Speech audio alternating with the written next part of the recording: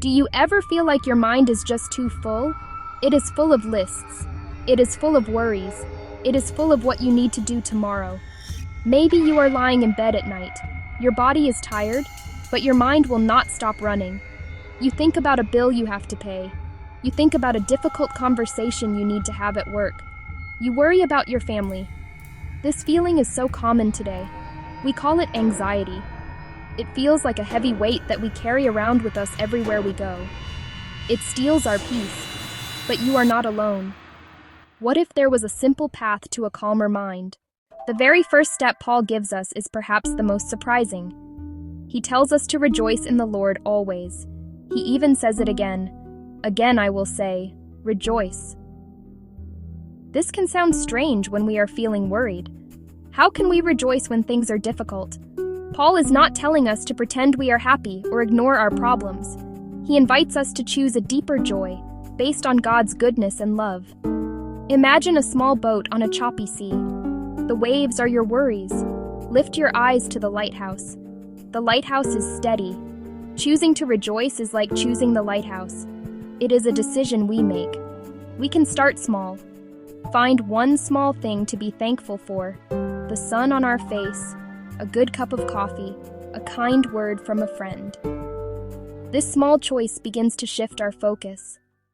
Let your gentleness be evident to all. Why gentleness? Because worry often makes us tense and sharp. It can make us impatient with others and harsh with ourselves. We might snap at our children or be short with a coworker.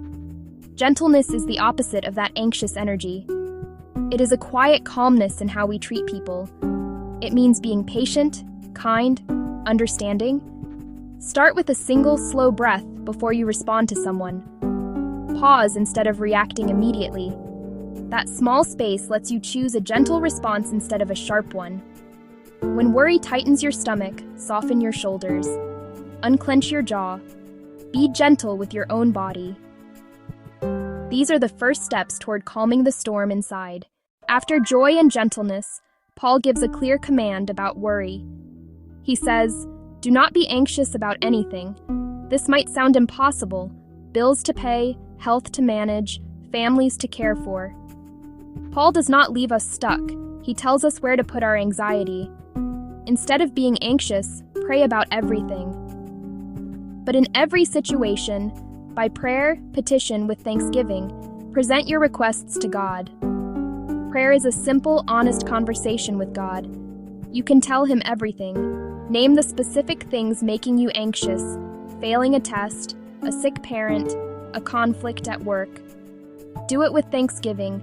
Thank Him that He is listening and bigger than your problems. Hand it over. This trust lets hearts and minds finally rest. What happens when we swap worry for thankful prayer? Paul says, "And the peace of God, which transcends all understanding, will guard your hearts and your minds in Christ Jesus." This is God's peace, outside ourselves, unexplainable, present in the middle of problems. Think of a loyal guard at the city gate. God's peace stands watch over your inner life. Our hearts feel fear, sadness, and joy. Our minds race and spin. Peace protects these places from being overrun. Others may say, "I don't understand how you can be so calm." It transcends understanding. It is a gift. When anxiety returns, the racing heart, worried thoughts, let it remind you to pray again and let His peace stand guard. Our minds are like a garden. If we do not plant good seeds, weeds grow on their own. After we place worries in prayer, Paul tells us what to put in our minds instead. Whatever is true, noble, right, pure, lovely, admirable, if anything is excellent or praiseworthy, think about such things. This is not ignoring reality. It is choosing where your mind will rest. A kind word. God's promise to be with you. The colors of a sunset. A song you love. The smile of a child. The courage of a friend. The dedication of a teacher. Our minds are trained to spot what's wrong. Retrain them to look for what is right. When worry loops, stop. Breathe. For 60 seconds, focus on something pure, lovely, or admirable. It is like opening a window to fresh air and sunshine. Fill your mind with good, and there is less room for anxiety. It aligns you with the goodness of God's world. We fear not having enough: money, time, energy, success, breeding discontentment. Paul learned the secret of being content in any and every situation. He knew seasons of little and seasons of plenty. His peace did not depend on possessions. Contentment is not complacency. It is trusting we have what we need for today. He learned it in shipwrecks and prisons, hungry and full. His stability came from who was with him. I can do all this through him who gives me strength. The final piece: joy, peace, focus, contentment, enabled by his strength.